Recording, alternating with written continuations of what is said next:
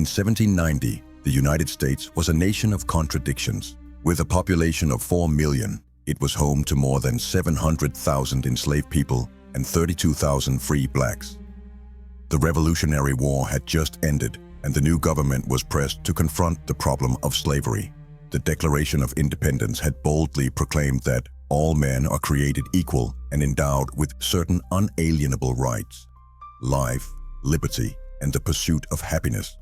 Yet these words sparked fierce debate among members of the Continental Congress, especially those from South Carolina, Georgia, and northern states, whose economies were deeply tied to the transatlantic slave trade.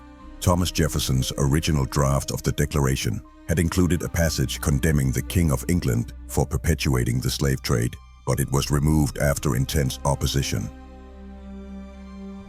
The hypocrisy of fighting for liberty while denying it to nearly 700,000 enslaved people was impossible to ignore.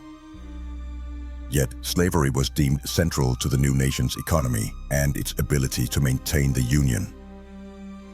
In reality, slavery was expanding rapidly in the Deep South, fueled by the global demand for cotton and the forced migration of enslaved people through the domestic slave trade. From the onset of the Revolutionary War, the question of whether to arm blacks, enslaved or free, was hotly debated. Initially, General Washington and the Continental Congress excluded blacks from military service, fearing insurrection. But this policy changed rapidly after England issued an Emancipation Proclamation, offering freedom to any enslaved person willing to fight for the British Crown. The British presence in America had a profound impact on slavery. Wherever British troops went, enslaved people fled in large numbers. By 1783, it's estimated that nearly 80,000 enslaved people, about 1/5 of the enslaved population, had escaped to British lines. Faced with the prospect of losing even more enslaved laborers to the British, the Continental Congress reversed its policy. Free blacks who had already served faithfully in the army at Cambridge were allowed to enlist, and soon, most states, either through legislation or policy changes, began to enlist both free and enslaved blacks. In New England, enslaved African Americans were promised freedom in exchange for military service. By the end of the war, they made up 1/5 of the Northern Continental Army. After American independence, the revolutionary ideals of liberty and equality began to take root. Many states that had enlisted enslaved soldiers either freed them at the outset or promised manumission at the end of their service.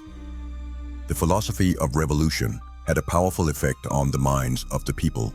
Northern states began passing laws to gradually abolish slavery. Vermont led the way in 1779, followed by Massachusetts in 1780, where a judicial decision effectively ended slavery. Pennsylvania enacted gradual emancipation the same year, and by 1784, Connecticut and Rhode Island had passed similar laws. New York and New Jersey followed suit by 1803.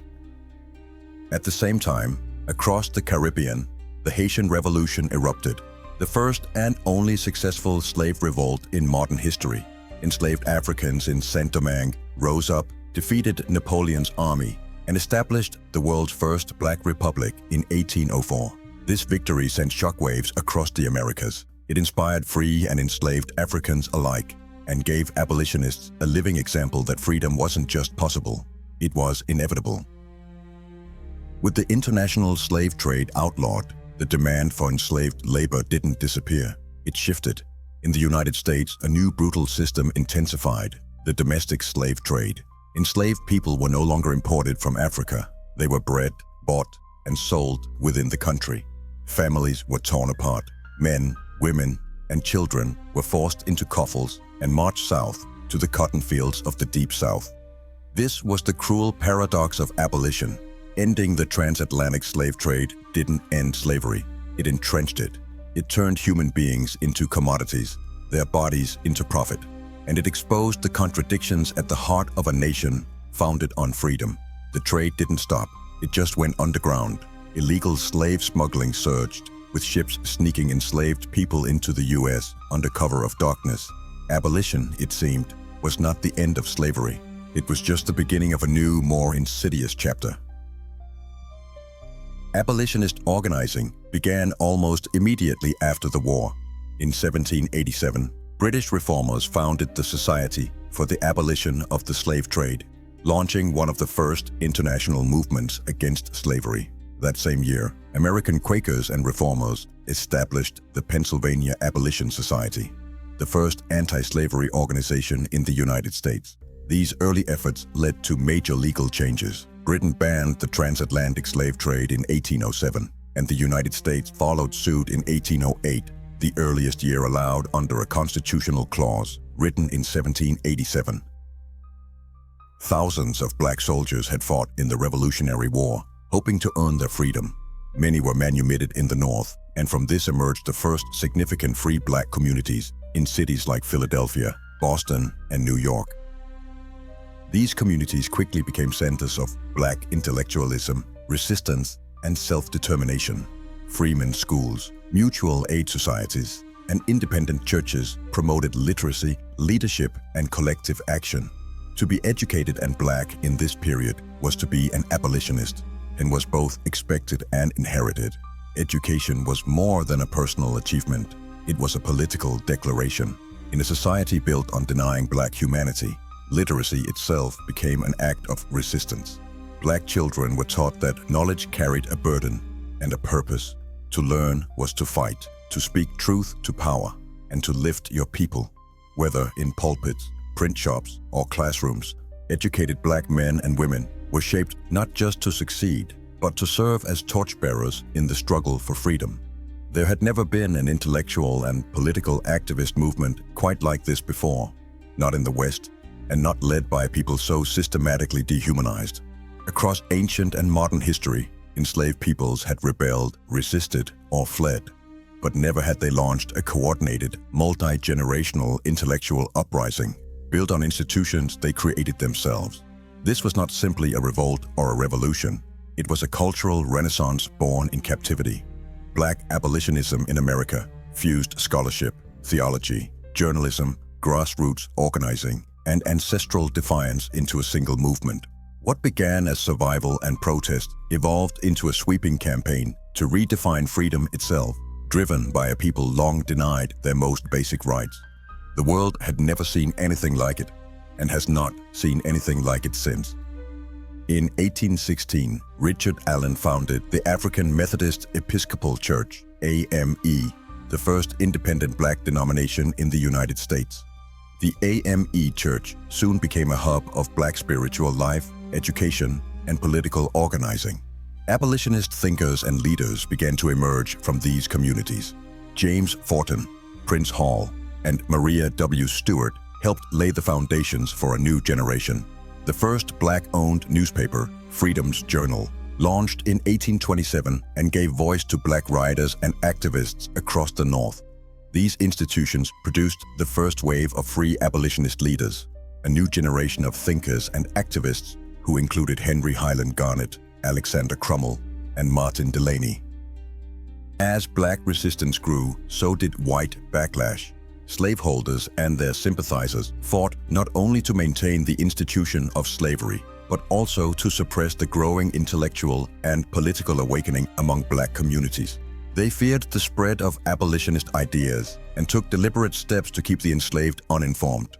Laws were passed banning black literacy and education, prohibiting gatherings of enslaved people, and outlawing the possession or distribution of abolitionist materials. These measures were not only acts of repression, they were attempts to erase the very existence of the movement. Free black people were also harassed, monitored, and intimidated. Their schools, churches, and political gatherings were often targeted with threats or violence, especially in border states and the South. Authorities sought to criminalize their activism and delegitimize their leadership, to control enslaved minds and isolate the free black community was seen as just as important as controlling their labor. Rebellions and plots like Gabriel's Rebellion in 1800, Denmark Vesey's Plan in 1822, and Nat Turner's Uprising in 1831 only intensified this panic. In response, Southern legislatures expanded surveillance and severely punished anyone who resisted. But repression only intensified the struggle. In the 1830s, the national abolitionist movement exploded. In 1829, David Walker published The Appeal to the Colored Citizens of the World, a searing document urging black people to resist slavery by any means necessary. In 1831, William Lloyd Garrison launched The Liberator, a radical newspaper demanding immediate emancipation. Around the same time, Frederick Douglass escaped from slavery and quickly rose to become one of the most powerful voices in the movement. The Underground Railroad emerged as a direct response to this growing urgency. Though it had existed in informal forms since the 1790s, it became a powerful and organized force in the 1840s and 1850s. Quakers like Isaac T. Hopper helped build early networks in Philadelphia, but it was William Still, a free black man and leader in the Pennsylvania Anti-Slavery Society, who became known as the father of the Underground Railroad. Still documented the stories of hundreds of fugitives, preserving names, routes, and reunions in what would later become a priceless historical record. Harriet Tubman, who escaped slavery in 1849, soon returned to the South repeatedly to lead dozens of others to freedom. She worked closely with Still's network, risking her life with each journey. By the 1850s, the Underground Railroad was at its peak. Families, churches, and abolitionist allies throughout the North worked together in defiance of federal law, helping thousands escape the system that had defined American life since its founding. The abolitionist movement was not a gift granted by others. It was built by black communities, rooted in centuries of resistance, and carried forward by men and women who refused to accept a freedom that excluded them. From schools and churches to ships and newspapers, every front was a battleground, and through it all, black leadership remained at the heart of the fight to end slavery in America. While Christianity was the foundation for many abolitionist arguments, it was also the faith most deeply entangled in justifying slavery. From early on, abolitionists pointed to the teachings of Christ, love, mercy, and the equality of all souls, as evidence that slavery was a moral abomination. Yet, for centuries, that same religion had been weaponized to uphold human bondage. The contradiction was stark, a gospel of liberation used to bless oppression. To understand the moral force behind the Christian abolitionist movement, we must first confront how the church helped shape and preserve the system of slavery itself.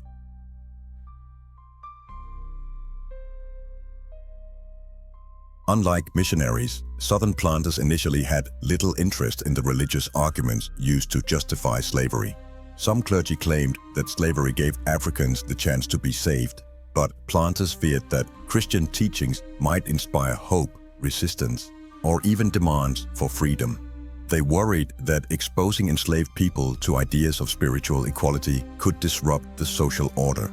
It wasn't until the Church of England officially declared that a slave's baptism or conversion did not entitle them to freedom, insisting that all enslaved people must still serve for life, that planters began to reconsider. Over time, many came to see religion not as a threat, but as a tool. When sermons emphasized obedience, submission, and divine reward for suffering, Christianity was no longer seen as dangerous. It became useful for maintaining control. Still, even with the assurance that conversion would not entitle a slave to freedom, many masters resisted giving religious instruction. They feared it would diminish the slave's economic value. As Carter G. Woodson described in The History of the Negro Church, 1921, slaveholders argued that Africans were too brutish to be taught. Linguistic and cultural barriers between African-born slaves and English colonists contributed to this resistance, leading missionaries to focus primarily on children and American-born slaves. Some planters went further, claiming racial inferiority, that Africans were incapable of instruction not merely due to language or culture, but by nature. They enacted strict laws against educating slaves and violently intimidated those who tried to teach free blacks to read and write, even into the 20th century. Masters feared the egalitarianism implicit in Christianity. They worried it would disrupt the master-slave hierarchy and inspire insurrection. Even worship alongside black people, sharing communion or space in church, was unacceptable. Many whites declared black slaves were soulless beasts. Some even questioned whether they could go to heaven. For both the enslaved and the free, the Bible became more than a book. It became a mirror. In its pages, they saw the struggle of an oppressed people chosen by God, delivered from bondage by divine justice. The story of the Israelites under Pharaoh was not distant history. It was their story. The cries of Moses to "Let my people go" echoed across southern plantations and northern pulpits alike. Enslaved Africans and educated black thinkers alike drew strength from these striking parallels, seeing in the Bible not a justification for their chains, but a roadmap to liberation. This sacred connection gave rise to the Negro spirituals, songs of sorrow, survival, and hope that carried secret meanings and encoded messages. These were not just hymns of worship, but quiet acts of resistance. Through lyrics drawn from scripture and steeped in suffering, enslaved people claimed their place in the story of God's people. "Go down, Moses," "Swing low, sweet chariot," and "Wade in the water" were cries of both faith and freedom, a defiant hope that deliverance was coming. Even as slaveholders twisted scripture to maintain power, black preachers, abolitionists, and everyday believers redefined the gospel for themselves, transforming it into a theology of resistance, hope, and eventual deliverance. This faith, born under the weight of oppression but lit by the fire of truth, would become the soul of the abolitionist movement. It would inspire generations to fight, not just for freedom, but for justice, to claim, at last, the sacred promise that all people are created equal in the eyes of God. Thanks for watching. If you found this video insightful, make sure to like, share, and subscribe to the channel. Your support helps us continue uncovering the hidden truths of history. Let us know your thoughts in the comments, and we'll see you in the next video.